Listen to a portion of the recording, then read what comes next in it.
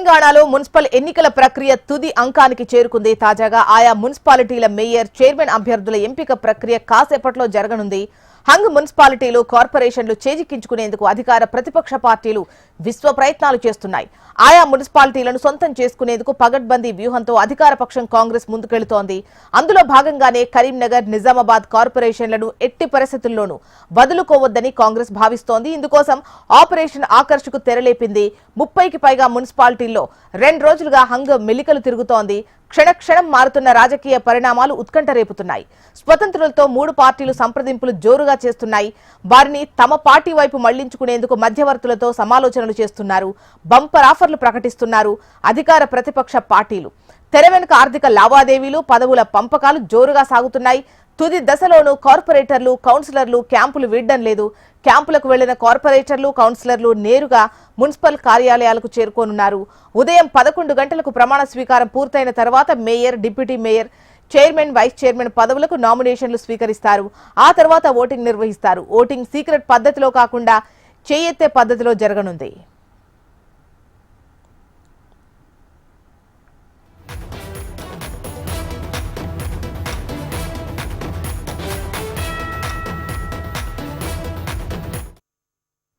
మరోవైపు మున్సిపల్ కార్పొరేషన్ల రాజకీయాలు మరింత వేడెక్కాయి. కాంగ్రెస్, బీజేపీలు ఎత్తులకు పై ఎత్తులు రచిస్తున్నాయి. తమ పార్టీ తరపున గెలిచిన అభ్యర్థులను, తమకు మద్దతిచ్చే ఇండిపెండెన్స్ ను క్యాంపులకు తరలించడంతో పాటు అవసరమైన చోట ఇతర పార్టీల వారిని తమ వైపు తిప్పుకునేందుకు తీవ్రంగా శ్రమిస్తున్నాయి.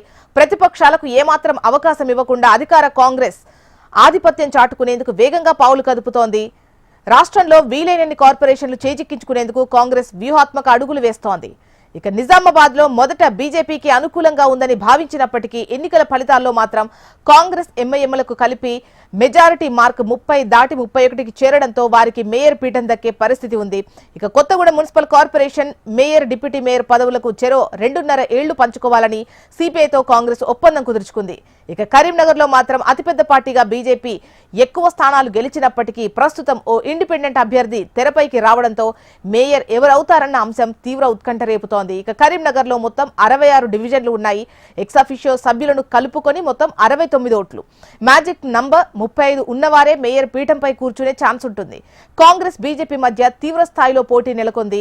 ఒక్క ఓటుతోనే రాజకీయం తారుమారయ్యే అవకాశం ఉంది.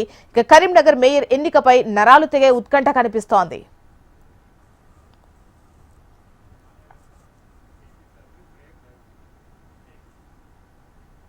ఇక మున్సిపల్ మేయర్, చైర్మన్ల ఎంపికలో అధికార పక్షం కాంగ్రెస్ ఎటువంటి వ్యూహంతో ముందుకెళ్తోందో వివరాలు మనకు ప్రేమ్ అందిస్తారు. ప్రేమ్. జోష్న, మీరన్నట్టుగానే మరికొద్ది సేపట్లో ఏదైతే రాష్ట్ర వ్యాప్తంగా జరిగినటువంటి అన్ని మున్సిపాలిటీలు, కార్పొరేషన్లో గెలిచినటువంటి ఎవరైతే అభ్యర్థులు ఉన్నారో వారంతా కూడా ప్రమాణ స్వీకారం చేయబోతున్నారు. ఇక 12:30కు అటు కార్పొరేషన్ సంబంధించి చైర్మన్, వైస్ చైర్మన్, ఇటు మేయర్, డిప్యూటీ మేయర్ల ఎంపిక కూడా 12:30కు కాబోతుంది. ప్రధానంగా గెలిచినటువంటి ప్రతి ఒక్కరు కూడా 11 గంటలకు ఖచ్చితంగా ప్రమాణ స్వీకార కార్యక్రమంలో పాల్గొనాలి. అందుబాటులో లేని వారు కానీ, లేకపోతే అనారోగ్య కారణాల దృష్ట్యా ఎవరైనా ఉంటే వారికి అక్కడ ఉన్నటువంటి అయితే అధికారులు అవకాశం మరొక మారు చేయడానికి అవకాశం ఇస్తారు. ఇక ఏదైతే ఇటు chairman, vice chairman, mayor, deputy మేయర్కి సంబంధించి కూడా మెజారిటీగా చేతులు ఎత్తి ఆ విధానం ద్వారానే ఎంపిక జరుగుతుంది. దాంట్లో ముఖ్యంగా మెజారిటీగా ఎవరైతే ఉంటారో వారికి మేయర్గా, డిప్యూటీ మేయర్గా, చైర్మన్, వైస్ చైర్మన్గా ఎంపిక కాబడతారు. ఒకవేళ ఒకరు లేదా ఒకరుంటేనేమో వారికే పదవి వరిస్తుంది. లేకపోతే 2 లేదా 3 ఉంటే మాత్రం ఒకటి ఓటింగ్ సిస్టమ్ ద్వారా, ఒకటి 2 ఈ చేతులెత్తే విధానం ద్వారా అప్పుడున్నటువంటి ఆ పరిస్థితులను బట్టి అక్కడ ఉన్నటువంటి అధికారి ఆ నిర్ణయం తీసుకునే అవకాశం అయితే ఉంటుంది. ఒకవేళ ఇద్దరు బరిలో ఉండి ఇద్దరికి సమానమైనటువంటి ఓట్లు వస్తే లాటరీ సిస్టమ్ ద్వారా వారి ఏదైతే చైర్మన్, డిప్యూటీ చైర్మన్కి సంబంధించి మేయర్, డిప్యూటీ మేయర్ల ఎంపిక కూడా ఉండే అవకాశం అయితే ఉంటుంది. ఇక మీరు అన్నట్టుగా ఒకటి కరీంనగర్కి సంబంధించి, మరొకటి నిజామాబాద్, ఇంకొకటి జగిత్యాల, 3 ప్రధానమైనటువంటి ఇష్యూస్ ఇప్పుడు కాంగ్రెస్ను కొంత ఇబ్బందికరమైనటువంటి పరిస్థితిలో ఉందని చెప్పుకోవాలి. మొన్న సాయంకాలం జరిగినటువంటి పార్లమెంటు ఇన్ఛార్జ్లతో జరిగినటువంటి సమావేశం తర్వాత రాష్ట్ర వ్యాప్తంగా ఉన్నటువంటి మెజార్టీ హంగ్ ఉన్నటువంటి అన్ని ప్రాంతాల్లో కూడా 36-37 ఉన్నటువంటి ఈ ప్రాంతాల్లో మెజార్టీ స్థానాలు కాంగ్రెస్ పార్టీ కైవసం చేసుకునేలాగా ప్రయత్నం చేయాలని చెప్పి CM Revanth Reddy in charge PCC chief నిర్ణయం తీసుకున్నారు. దాంట్లో ముఖ్యంగా ఎక్కడెక్కడైతే ఎక్స్ అఫిషియో ఓట్లకు సంబంధించినటువంటి అంశమైతేనేమి, అయితే ఇండిపెండెంట్లుగా ఉన్నవారు కాంగ్రెస్ పార్టీలోకి రావడమా లేకపోతే మద్దతు ఇవ్వడమా, ఈ రెండు అంశాలపై కూడా స్థానికంగా ఉన్నటువంటి నేతలంతా అటు మంత్రులైతేనేమి, ఇన్ఛార్జీలు, ఎమ్మెల్యేలు, ఎమ్మెల్సీలు, ఎంపీలు ఎవరికి అందుబాటులో ఉన్నటువంటి ఎవరికి దగ్గరగా ఉంటే వారు ప్రయత్నం చేయాలని చెప్పేసి కూడా చెప్పడం జరిగింది. ఆ దిశగా నిన్న మొత్తం క్యాంపు రాజకీయాలు, ఒకవైపు హైదరాబాదు కొన్ని రిసార్ట్లు అయితే గోవా, బెంగళూరు, మైసూరు ఇట్లాంటి ప్రాంతాల నుంచి కూడా తీసుకొని వచ్చారు. ఇక నిన్న జరిగినటువంటి జీవన్ రెడ్డి విషయానికి వచ్చేసరికి కనుక మనం చూసుకుంటే జీవన్ రెడ్డి విషయంలో చెరి 2.5 ఏండ్లు ఒకటి ఏదైతే ఇండిపెండెంట్గా జీవన్ రెడ్డి వర్గం పోటీ చేసింది, అక్కడ మెజార్టీ స్థానాలు తానే గెలుచుకున్నారు. ఇక సంజయ్కి సంబంధించినటువంటి వర్గం తక్కువ సీట్లు వచ్చింది. ఆ రెండింటికి కూడా చెరొక 2.5 ఏండ్లు ఉండాలని చెప్పి వారు భావించారు. చూడాలి మరి ఎవరు ముందు ఎవరు తర్వాత అనేది అక్కడ ఉన్నటువంటి వారు డిసైడ్ అవుతారు. ఇక ఆ అంశం అయితే కరీంనగర్ విషయంలో మొన్నటి వరకు మెజార్టీ స్థానాలు బీజేపీకే ఉన్నాయి. 30 సీట్లు సాధించి బండి సంజయ్ మొట్టమొదటిగా కార్పొరేషన్కి సంబంధించి తెలంగాణ రాష్ట్రం ఏర్పడిన తర్వాత వచ్చినటువంటి ఈ ఎన్నికల్లో బీజేపీ ఒక కార్పొరేషన్ చైర్మన్ వస్తుందని చెప్పి భావించింది. కానీ అక్కడ ఉన్నటువంటి ఒక ఇండిపెండెంట్ అభ్యర్థి మీ రాజకీయ పార్టీలో మాకు మద్దతు కావాలని చెప్పి అభ్యర్థి ఇండిపెండెంట్గా ఉన్నటువంటి వ్యక్తి కోరడంతో స్థానికంగా ఉన్నటువంటి పార్టీలన్నీ కూడా ఆలోచించి ఆ వ్యక్తి వైపు కొంత మొగ్గు చూపుతున్నట్టుగా అయితే తెలుస్తుంది. మరికొద్ది సేపట్లోనే కరీంనగర్కి సంబంధించినటువంటి అంశం కూడా తేలదు. ఒకవేళ ఆ ఇండిపెండెంట్ అభ్యర్థికి మద్దతు ఇస్తాయా లేకపోతే కాంగ్రెసే అక్కడ ఉన్నటువంటి ఆ చైర్మన్ను పీఠాన్ని తీసుకుంటుందనేది మరికొద్ది సేపట్లోనే క్లారిటీ రాబోతుంది. ఇక ఎంఐఎం విషయానికి వచ్చి నిజామాబాద్ విషయానికి వచ్చేసరికి మాత్రం ఎంఐఎం కాంగ్రెస్ పొత్తుతో ఆ రెండింటితో అక్కడ ఉన్నటువంటి ఆ పీఠాన్ని కూడా ఇటు కాంగ్రెస్ ఎంఐఎం పొత్తులో తీసుకోబోతున్నారు. అది మరి 2.5 ఏండ్లు 2.5 ఏండ్లు తీసుకుంటారా లేకపోతే ఎవరికి అవకాశం పూర్తి స్థాయిలో ఇస్తారనేది కొంత వేచి చూడాల్సినటువంటి అవసరం అవుతుంది. ఇక రాష్ట్ర వ్యాప్తంగా ఉన్నటువంటి ఆ ఎక్స్ అఫిషియో ఓట్లకు సంబంధించినటువంటి అంశం కూడా ప్రధాన ప్రతిపక్ష పార్టీలు అయినటువంటి ఇటు బీఆర్ఎస్, బీజేపీ రెండు కూడా తెర మీదకి తీసుకొస్తున్నాయి.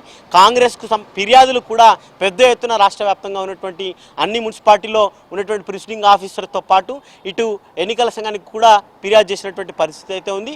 మరొక వైపు మున్సిపల్ అధికారులకు కూడా ఇట్లా ఈ విధానంలో ఎక్స్ అఫిషియో ఓట్లకు సంబంధించినటువంటి అంశం కానీ లేకపోతే మిగతా ఎక్కడెక్కడ ఫిర్యాదులను కూడా పరిశీలించాలని చెప్పి ఇప్పటికే చెప్పారు.